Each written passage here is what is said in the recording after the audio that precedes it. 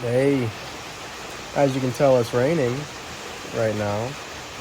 And I was thinking about special love versus unconditional love. I wanted to go into that a little bit.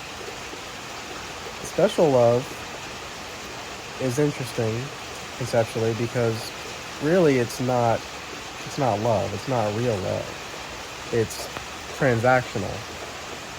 But special love is oddly enough what governs our behaviors and our relationships. For example, your romantic partner. Well, you've entered a partnership with that person based on conditions. You didn't enter that partnership unconditionally, right? If your partner starts being evil to you, betraying your trust, well, then that partnership will end, right? So that's one of the conditions that the love is based on, the love. But so that special aspect of the partnership is not real love. It's transactional. But what's real love is unconditional love, which we have that is sort of underlying and it permeates all things. And I was thinking about how as we progress on this inner journey, the quantity of our unconditional love for all things increases. But the quality of unconditional love never changes because it's infinite. It's unconditional. It is entirely permeating. And so this aspect of unconditional love is part of the definition, so it's unchanging.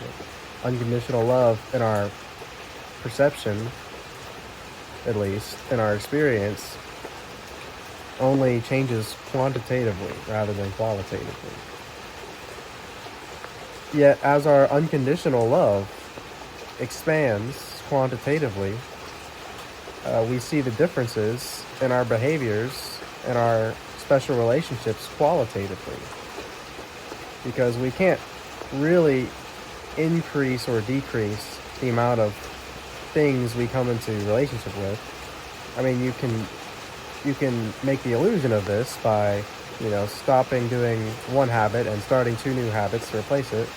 But really, the amount of energy and time and awareness you have is finite at any given point. And so we really can't adjust our special relationships quantitatively.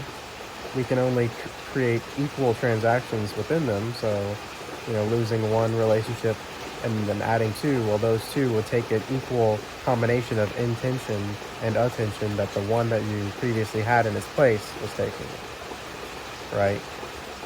So then special relationships change qualitatively, sort of as a function of how our unconditional love changes quantitatively. I was just thinking about that, and that was an interesting framework that I was pondering. But it's also interesting how there's this paradoxical aspect to the special relationship and its relationship to unconditional love, being that sort of our foundation for understanding unconditional love is predicated on conditional love experiences. Like our only experience of love before understanding unconditional love, we thought of love as very conditional. So what I'm trying to get at here is that, for example, logically, to understand unconditional love, we understand the lack of separation or the illusion of separation between all things.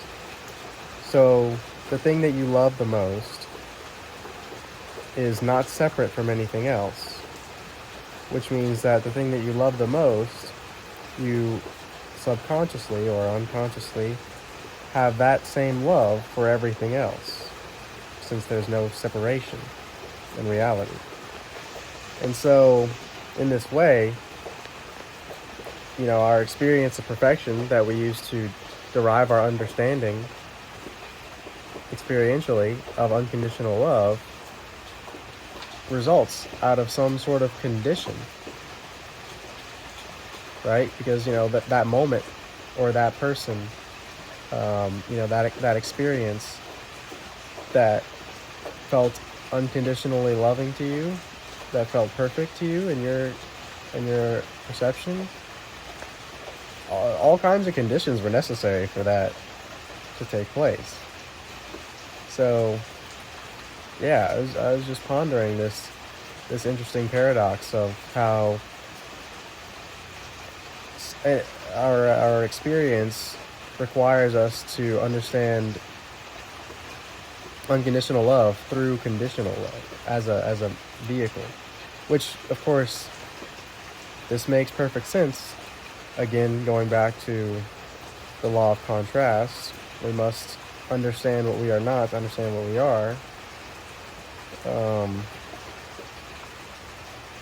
So we'd have to have an experience of conditional love to understand the true, incredible power of unconditional love, and how the freeing nature of unconditional love. And it also makes sense when considering our state of consciousness being finite in an infinite universe, right? So if the infinite universe is unconditional love and infinite awareness experiences that unconditional love, then, well, we've put ourselves into the finite perception to experience conditional love based on, the limitations of our awareness that then create, the conditions for how we perceive love or express love. All interesting stuff. I guess if I had to make a takeaway from this, yeah, I guess it's just, it's so palpable to see the all-encompassing nature of unconditional love, is that at the end of the day, that's what we go back to, that's our cornerstone. That is the fundamental substrate of reality, is unconditional love. And all of this fun story time, special relationship, conditional love experience sort of occurs within or on that substrate of unconditional love. Yeah, cool to see, the dynamics, the metaphysical dynamics of our experience. Fun to ponder. All right, I think that's it. Thanks for watching. Love you. Bye.